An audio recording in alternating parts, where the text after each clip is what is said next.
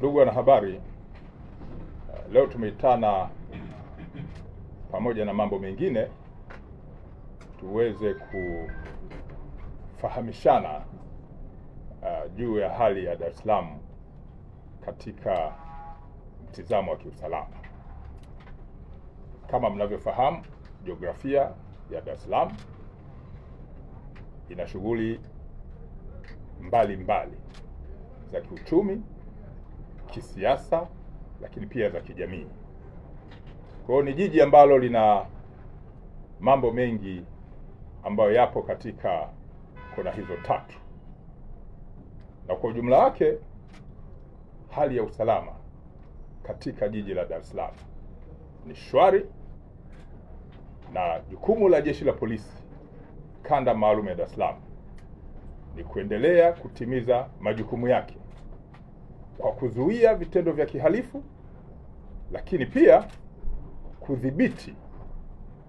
vitendo ambavyo vinajitokeza kwa kutumia mifumo ya kisheria, huku tukishirikiana na wananchi na wadau wengine wa masuala ya kiusalama. Napenda kuwataarifu pia katika kushughulika na kazi hizo, kazi mbalimbali zimeendelea kufanyika za kuzuia, lakini kuwakamata watuhumiwa, na mwisho kwenda kwenye mamlaka zingine za kisheria ikiwemo ofisi ya mashtaka na baadaye kwenye mahakama za kisheria zilizo katika jiji letu la Dar es Salaam.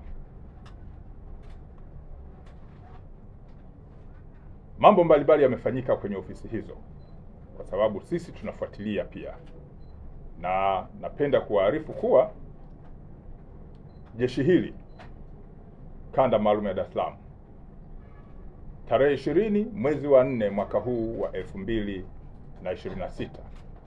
eneo la Ubungo, jeshi limewakamata watuhumiwa 37 ambao wanatuhumiwa kufanya makosa mbalimbali yakiwemo makosa ya kimtandao, ikiwa ni pamoja na kutoa vitisho mbalimbali na lugha za matusi mazito kwa watu mbalimbali. Kundi hilo ambalo limekamatwa la watuhumiwa, baadhi yao wamebainika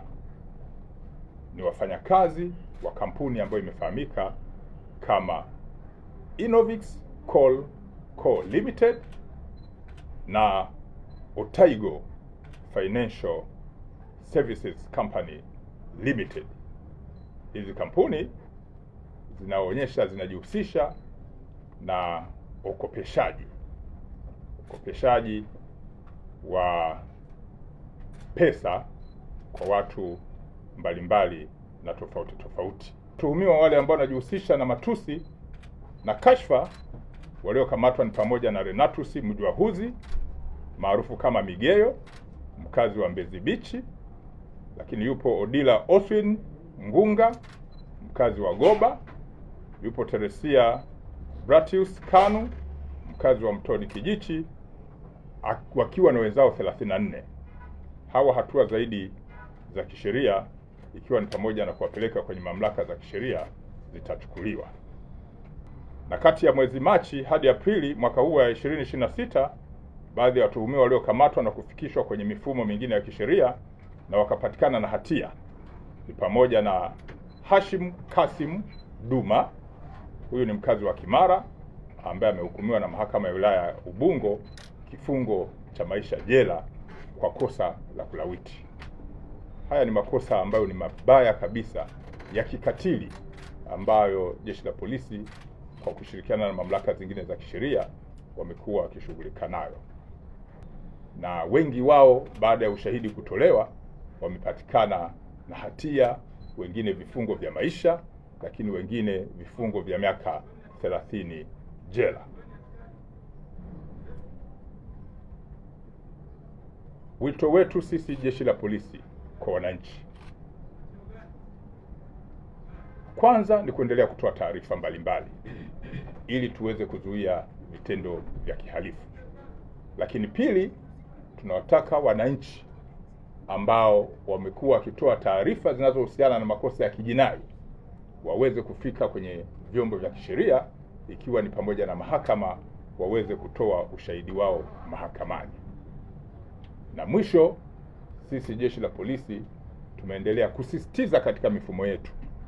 kujenga tabia za maadili ya kazi zetu za kutoa siri za watu wanaotoa taarifa kwenye vituo vyetu vya polisi, lakini kushughulika na mashauri yanayofikishwa kwenye vituo vyetu kwa weledi na kuhakikisha kwamba yanafikishwa kwenye vyombo vingine vya kisheria ili hatua zingine za kisheria ziweze kuchukuliwa. Kwa hiyo makosa ya unyang'anyi kwenye takwimu ambazo nimezieleza hapa yamepungua. Makosa ya unyang'anyi wa kutumia nguvu yamepungua.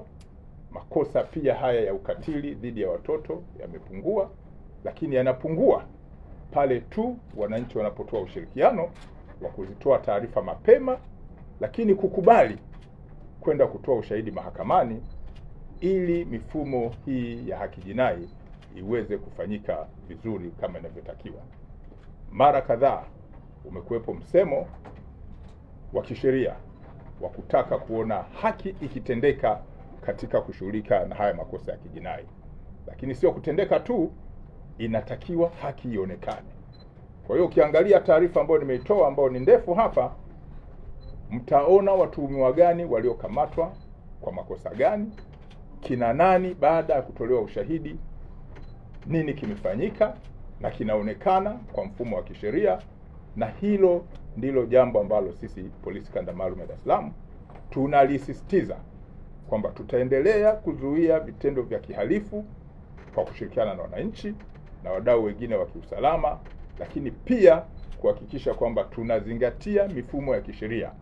ya kuwapeleka kwenye mamlaka zingine za kisheria, na hapo tunawataka wananchi watoe ushahidi mahakamani ili watuhumiwa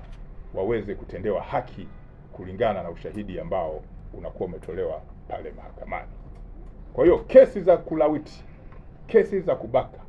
kesi za unyang'anyi ambazo taswira yake inajengeka kwamba Dar es Salaam kuna nini, mbona panatulia kwa kasi,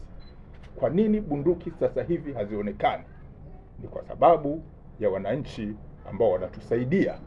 kwenda kutoa ushahidi mahakamani, na watuhumiwa wale wakipatikana na hatia, haki ile sasa licha kutendeka inaonekana matunda yake ya kuendelea kuwa shwari katika jiji letu la Dar es Salaam.